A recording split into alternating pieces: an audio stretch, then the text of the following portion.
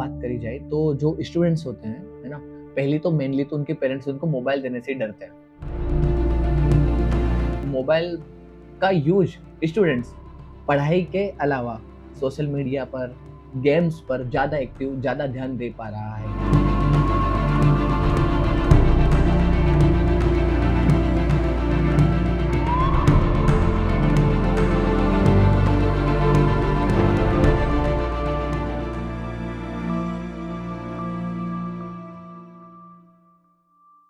You know the ranks, you've seen the movies, you think you know Kota. Think again.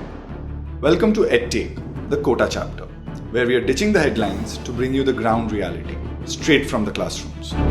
Pressure क्या है, teachers क्या सोच रहे हैं और AI इस लेगेसी सिस्टम को कैसे शेकअप कर रहा है, इन सब सवालों के साथ It's time to listen to the real voices of the student capital of India, Kota.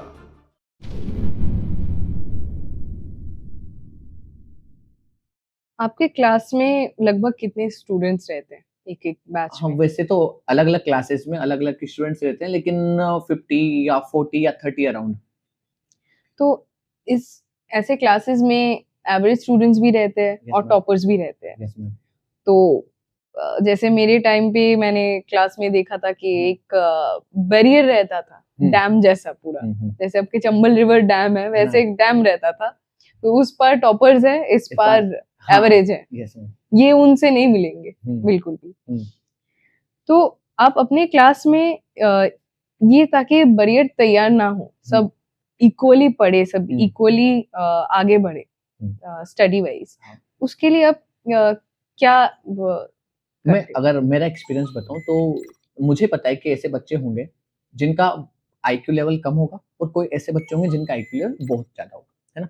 तो उनके लिए मैं तो स्पेशली क्या करता हूँ कि मैं उनको गेम्स खिलाता हूँ, है ना। और उस गेम्स में क्या करता हूँ, जैसे कि मुझे पता है कि मेरी क्लास 50 की है या फिर 30 की है, कुछ भी हो, तो उसमें मुझे पता है कि हाँ, ये 5 बच्चे हैं जो इंटेलिजेंट है, अच्छा आईक्यू इनका, और मुझे पता है कि थोड़े एवरेज है, ये थोड़े और कम एवरेज है, तो उनका एक ग्रुप बनाता हूँ। जैसे कि जिसमें एक अच्छे आईक्यू वाला बच्चा, एक मिडिल आईक्यू वाला बच्चा और एक लोअर आईक्यू। अब उन तीनों का एक ग्रुप बना दिया मैंने और उनको कोई टास्क दिया। अब जब टास्क दिया जाएगा तो वो तीनों मिलकर उस पर वर्क कर रहे हैं, तो उस कम आईक्यू वाले बच्चे को ये पता लगेगा कि ये ज्यादा आईक्यू वाला बच्चा किस तरीके से काम कर रहा है, ये किस तरीके से सोचता है, ये किस तरीके से अपने माइंड को क्वेश्चंस करता है या फिर किस तरीके से आंसर ढूंढने की कोशिश करता है, ताकि वो और अच्छे से सीख सके और उनकी दोस्ती बढ़ जाएगी। क्योंकि उसको ग्रुप में क्योंकि कंपटीशन करवाना है और किसी ग्रुप को जिताना है, तो ग्रुप को जिताने के लिए उनकी दोस्ती भी अच्छी स्ट्रांग हो जाएगी। तो वो जो कम आईक्यू वाला बच्चा ज्यादा आईक्यू वाले बच्चे से बात नहीं कर पा रहा, तो वो बात भी करने लगेगा, जिससे उसका इम्प्रूवमेंट हो जाएगा। सर एक और क्वेश्चन अगर पूछूं इसी टॉपिक पे, तो मैं जब कॉलेज में थी तो मैंने एक दो बच्चों को पढ़ाया था, मतलब आर्ट्स बैकग्राउंड में ऑब्वियसली। तो एक ऐसा स्टूडेंट मेरा खुद का था जो मतलब क्लास 8 में था वो तब, एंड उसके रिजल्ट आए थे, वो ऑलमोस्ट फेल करने वाला था 34, जबकि वो मतलब बचपन से जानती थी मैं उसको, वो 98 परसेंटाइल लाने वाला बच्चा था एक टाइम पे। क्लास 8 में उसका 34% आया, मतलब हम लोग का कट ऑफ रहता है 33%, उसके नीचे 34% में वो कैसे भी करके पास हुआ। अभी क्या हुआ था, तो क्लास उसकी मम्मी हमारे मतलब जान पहचान में थी, तो मैंने उसको पढ़ाया था थोड़ी देर के लिए, और मुझे लग रहा था कि पास नहीं कर पाएगा, कोई चांस नहीं है, कोई चांस नहीं, पास नहीं कर पाएगा, बिल्कुल पास नहीं कर पाएगा। मतलब हिस्ट्री में मार्क्स आ ही नहीं रहे, मॉक्स होता है, क्लास टेस्ट होता है, जितना भी होमवर्क दे जा रही हूँ, कुछ ना कुछ पढ़ा रही हूँ, ऐसे करके देख रहा है, फिर पूछ रही हूँ क्या बोला, भूल गया, ऐसा कंसंट्रेशन बिल्कुल लैक नहीं है। अभी बहुत मतलब उसको, मतलब एक स्टूडेंट का अगर मैं हफ्ते में 2 क्लासेस लेती थी, तो इस बच्चे का मुझे 3 क्लासेस लेना पड़ता था एक्स्ट्रा करके, क्योंकि रिलेशनशिप भी था वैसा, तो ऐसे करना पड़ता था। अभी जब उसका क्लास 9 का रिजल्ट आया था, मुझे लगा था ये फेल होगा, ये जिस रास्ते पे जा रहा है। तो एक दिन बैठ के बहुत उसको सुनाया भी था, झाड़ा भी था, समझाया भी था कि पढ़ लो, और वो थोड़ा डरता था मुझसे, दीदी थी काइंड ऑफ इन अ वे, तो लाइक समझ ले, ये समझ ले, ये कर ले, और जो एक हम लोग को एक टर्म सिखाया जाता था, 10th कर लो उसके बाद लाइफ सेट है। 12th कर लो, लाइफ सेट है, ये वाला स्टेटमेंट। तो वो सेम स्टेटमेंट मैंने उसको भी चिपकाया था कि लाइफ सेट है, हमको पता है कि सेट नहीं है, उसके बाद घुसना है काम में। तो ऐसा एक सिनेरियो हुआ था कि जब उसका रिजल्ट आया क्लास 9 का, वो अराउंड 92 परसेंटाइल आया था। 34 से हाँ 90। तो मतलब मैं शॉक थी कि ये कैसे किया। चीटिंग नहीं कर पाया था क्योंकि जिस स्कूल में पढ़ता था मुझे पता था कि वो स्कूल बहुत स्ट्रिक्ट है। मैं खुद भी उस स्कूल से ही थी, तो मुझे पता था चीटिंग का बिल्कुल जगह नहीं है। सीसीटीवीज है, जो टीचर है वो तो ऐसे खड़े रहते हैं, एक एक क्लास में 2-3 इन्विजिलेटर्स रहते थे एग्जाम टाइम पे। कोई चांस नहीं है, कोई चीटिंग नहीं कर सकता। वॉशरूम में स्टाफ खड़े रहते थे ताकि वो चीट पेपर नहीं कर सकते, बिल्कुल नहीं कर सकते, इतना स्ट्रिक्ट थे। अभी आपके टीचिंग एक्सपीरियंस में ऐसा कोई सिचुएशन हुआ है कि एक स्टूडेंट को लेकर आपको लगा कि ये बच्चा जितना भी हम पढ़ा लूं ये डुबाएगा, पर उसने आपको गलत साबित कर दिया? हाँ मैम, हाँ वैसे मैं ना एक लड़का है जिसका एक स्टूडेंट है जिसका एक एग्जांपल देना चाहता हूँ, जिसका नाम था कार्तिक, है ना। वो बैकवर्ड एरिया से आता था, मम्मी पापा पढ़े लिखे नहीं है, बहन या भाई पढ़ा लिखा नहीं है, वो भी उसी बैकग्राउंड से आता था। तो वो पहली बार 9th क्लास में आया था, है ना। तो अगर मैं आपसे बोलूँ तो जब वो आया तो उसे 2 का पहाड़ा भी नहीं आता था, 2 की टेबल भी नहीं आती थी कि 2 1 जा 2, 2 2 जा 4 वगैरह वगैरह। तो बहुत कोशिश की उसे समझाने की, तू ये कर, वैसे पढ़, धीरे-धीरे अपने आप को ग्रो कर वगैरह वगैरह। तो 9th क्लास में बहुत समझाया लेकिन वो नहीं सुना, मतलब क्योंकि उसका आईक्यू नहीं था वैसा कि वो क्योंकि जितने भी स्टूडेंट्स बैठे हैं वो फटाफट किसी चीज़ को समझ ले रहे हैं, उसको समझाया भी नहीं आ रहा कि ये क्या चल रहा है, क्योंकि उसको तो अभी उसका तो बैकग्राउंड ही खत्म है ना पूरा। उसको पता ही नहीं कि 2 का टेबल क्या है, तो मैं उसको कैसे मल्टीप्लिकेशन सिखा सकता हूँ, मैं कैसे उसको डिवाइड सिखा सकता हूँ, कुछ भी। तो ऐसा था।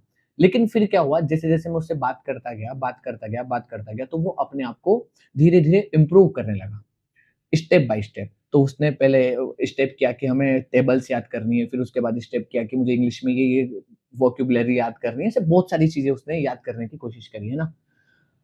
मुझे शौक तब हुआ जब उसकी 10th का रिजल्ट आया। उसकी 10th की परसेंटेज थी 62%। मैंने कभी नहीं सोचा था कि पास होगा, पहली बात तो, है ना? क्योंकि जिसको 9th क्लास से अपन पढ़ा रहे हैं, जिसको पता है कि ये कैसा है, बट उसकी एक खास बात थी कि वो अपने आप को इम्प्रूव करना चाह रहा था। फिर मैंने सोचा कि वो 11th में लेके क्या ही करेगा? ऐसे सब्जेक्ट लेगा जो उसको आसान लगेगी, है ना? तो मुझे लगा कि वो थोड़ी छोटी सब्जेक्ट को चूज़ करेगा, लेकिन नहीं, उसने साइंस चुना। और फिर वो 11th में फिज़िक्स मेरे से पढ़ रहा था। मैं सच बता रहा हूँ कि जैसे उसकी 11th पूरी खत्म हुई, तो जो क्लास का टॉपर था और वो था, दोनों की कॉपी सेम, दोनों सेम टू सेम है। और जो मेरे पास आया था 9th क्लास में, जिसके परसेंटेज थी, मतलब परसेंटेज तो मुझे पता नहीं है, लेकिन जिसको 2 का टेबल नहीं आ रहा, वो 11th के टॉपर से बराबरी कर रहा था। वो स्टूडेंट मेरे को बहुत आज आज भी है, वो अच्छा है स्टूडेंट, बढ़िया। ये बढ़िया स्टोरी था बहुत।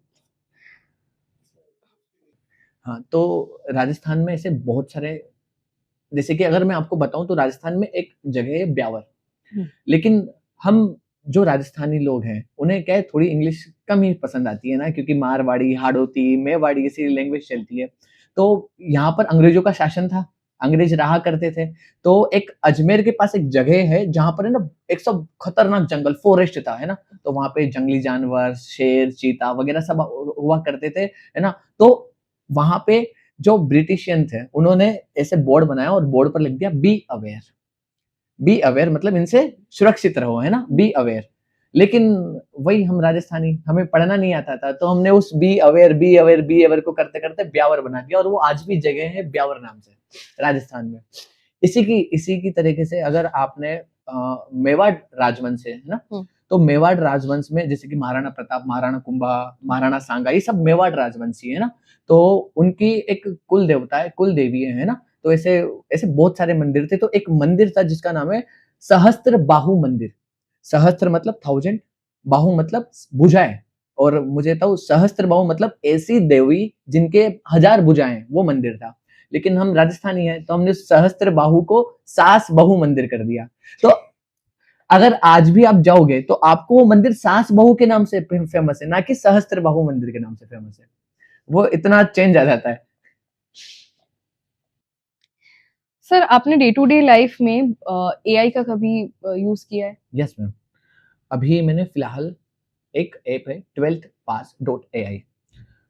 वैसे मैं आईआईटी नीट वाले बच्चों को पढ़ाता हूँ, उस सेगमेंट पर काम करता हूँ, तो मुझे क्वेश्चंस चाहिए थे। मैं बच्चों को वेव ऑप्टिक्स पढ़ा रहा था, है ना?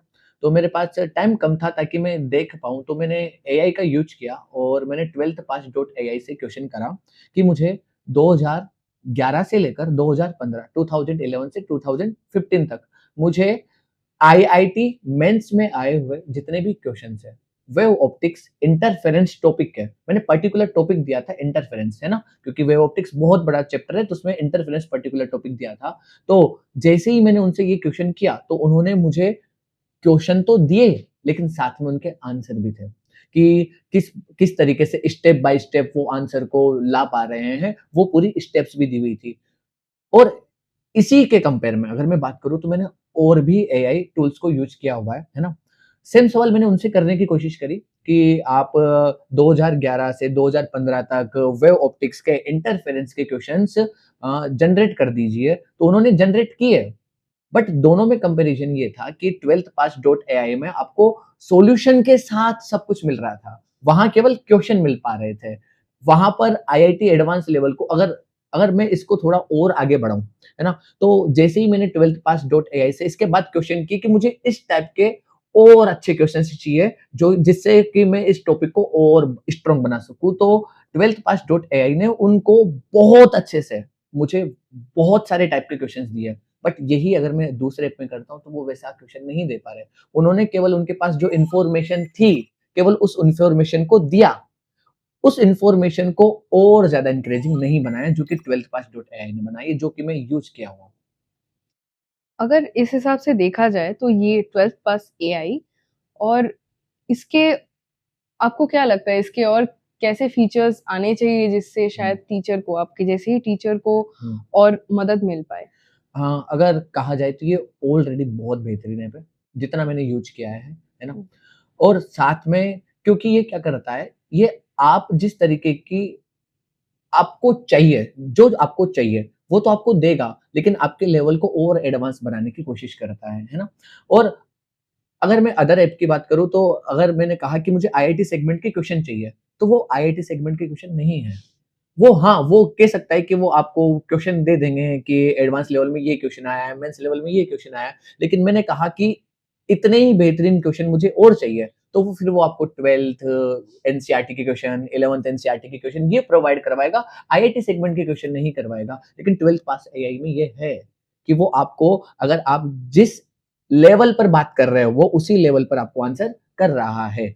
और अगर हम बात करें कि इसमें और क्या नहीं आना चाहिए, तो इसमें अगर हम बात करें, तो अगर इन्हीं आंसर्स को, इन्हीं सॉल्यूशन को अगर थोड़ा और एनिमेटेड बनाया जाए, तो और बढ़िया रहेगा, ताकि इमेजिनेशन कर पाए स्टूडेंट कि हाँ, ये ऐसा हो रहा है। विजुअली विजुअलाइजेशन, इंटरैक्टिव हाँ। करना। Yes ma'am.